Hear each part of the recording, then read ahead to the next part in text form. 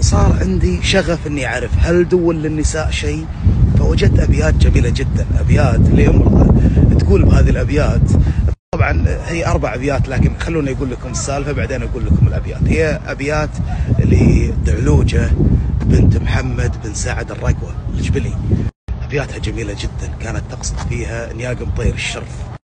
انياق مطير الشرف اللي بالتاريخ ما تكسر مطير الا اذا اخذت هذا النياق، يعني لو تبيد مطير كلها وما اخذت النياق لا يسجل لك التاريخ انتصارك. عموما انياق مطير بعد ما انتقلت الى رعايا الملك عبد العزيز الملك المؤسس للمملكه العربيه السعوديه اصبحت بالصافه، والمعروف عن الشرف ان مواردها الهابه والصافه جنب بعض. ترى الهابه الله يرحم عمي ويغفر له، عمي الهابه بالشحم سمي على هذه المنطقه الهابه، يعلم الله اني مر الهابه والصافه وضلع جنيح لانها ذاكره هي ضلع جنيح مع ابوي الله يرحمه ويغفر له.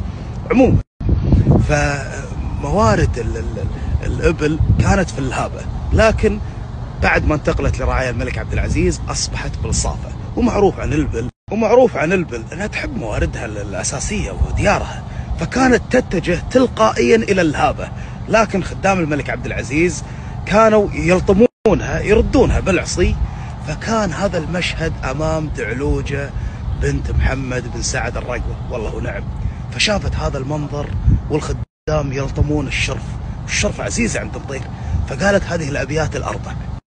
قالت دعلوجه بنت بالرقوه يا الشرف ويلش على مرباج، ويلش على عصرك العامي، من عقب ما فطن في يرعاج، اليوم يرعاج خدامي، من اول فيصل يا حماج، ومطير عام ورا عامي، حطي جنيح على يمناج وتنحر يعد باللامي. هذه الابيات ذكرها ديكسون في كتاب عرب الصحراء صفحه رقم 229. طبعا ديكسون ما ذكر منو اللي قال هذه الابيات، هو كان يسمعها حال باقي الناس يسمعون الابيات هذه تردد عن الشرف. القائل لهذه الابيات هي دعلوجه بنت محمد بن سعد الرقوه الجبلي المطيري، صلى الله يرحمه ويغفر لها. هذه قصه كذي على السريع واستانسوا بهالويكند. نشوف